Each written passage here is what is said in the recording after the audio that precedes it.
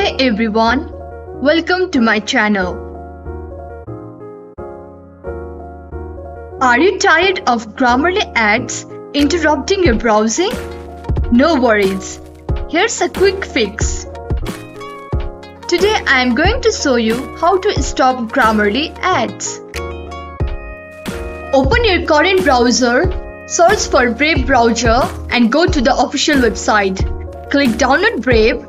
Install it by following the instructions and open Brave. Enjoy ad-free browsing since Brave blocks ad and trackers by default. To import your bookmark and settings, go to Brave setting and select Import Bookmark and Settings. And that's it.